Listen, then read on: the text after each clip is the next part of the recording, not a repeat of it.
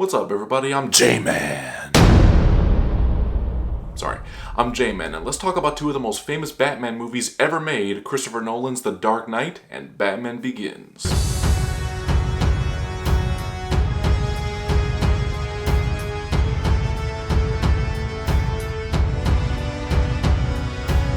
Both were massive hits at the box office, both domestically and globally, and seemed to be the turning point for comic book movie formula, particularly for DC. However, which one is truly the better one? Many people, in fact, almost everyone, would immediately turn to The Dark Knight. It seemed to be the perfect Batman movie with a great cast, heavy suspenseful moments, and one of the most iconic Joker performances ever put on screen. However, when all is said and done, I kind of think Batman Begins is better. Hold on, or just hear me out, just let me explain.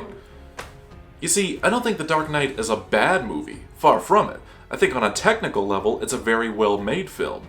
The scale, the well-choreographed action, the idea that sometimes they have to think you're bad before they think you're good. And if you want more of my thoughts on the movie, you can check out my over-underrated review with my buddy The Norm. But right now, let's truly compare these two and see why I think Batman Begins is definitely the better movie.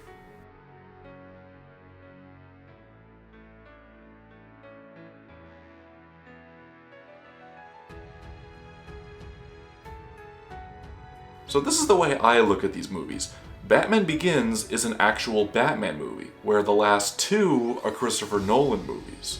What I mean by that is, Christopher Nolan's films, specifically everything post-Batman Begins, all have this deep, rich, operatic tone to them which, in many ways, distinguishes them from other movies. Some might look at this as a positive thing, but it's also kind of a negative too. The problem with this is that while it definitely gives them their own style, they also come off as kind of pretentious and a little full of themselves. They try to be so philosophical and theatrical that it practically demands you to think that it's actually being deep. You either die a hero, or you live long enough to see yourself become the villain. They come to be woken up. The dream has become the reality. The idea was to be a symbol. Batman could be anybody. Love is the one thing we're capable of perceiving that transcends dimensions of time and space. I have to admit, whenever I watch any of them, including The Dark Knight, I always feel so emotionally drained afterwards. Like I just need to watch something lighthearted to get my mood back again. Batman Begins is really the movie where it was an equal collaboration between artist and studio. It has a lot of his artistic direction, but it also has a lot of input from other people as well, such as David Goyer, Charles Roven, and everyone else credited on it.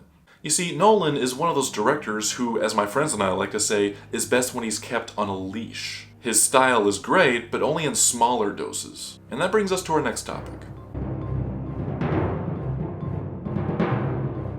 Both films are vastly different from each other in that their style of setting and storytelling don't have any relation. If you really looked at these two films, you would probably think that they're not related at all except for characters. In Batman Begins, there's plenty of use of matte paintings and a lot more CG, which made it seem more like its own world, whereas in The Dark Knight, it's quite obviously filmed in Chicago.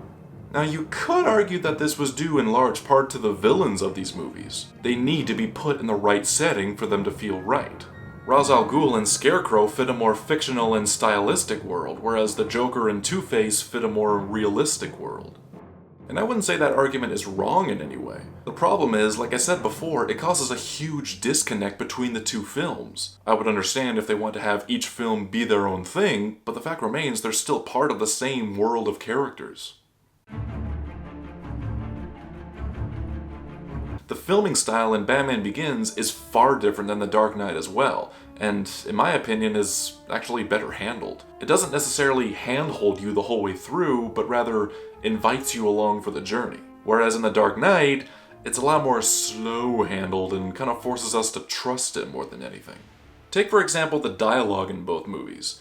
In Batman Begins, the dialogue has a flow to it that doesn't make it feel like it's taking up our time. It moves the story along, where in The Dark Knight, it practically slows the movie down to a halt.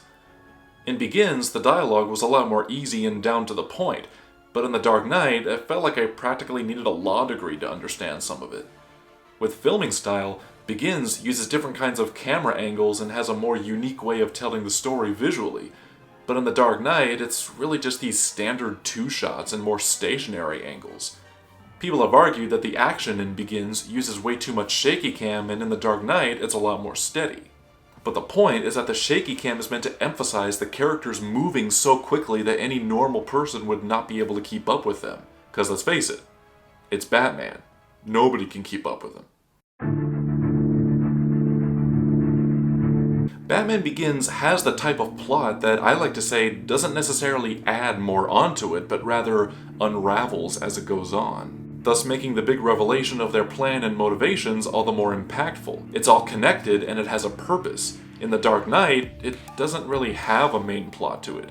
It's basically plot Batman must take off his mask and turn himself in. after plot Harvey Dent never made it home. after plot. If Coleman Reese isn't dead in 60 minutes, then I blow up a hospital. After plot. At midnight, I blow you all up.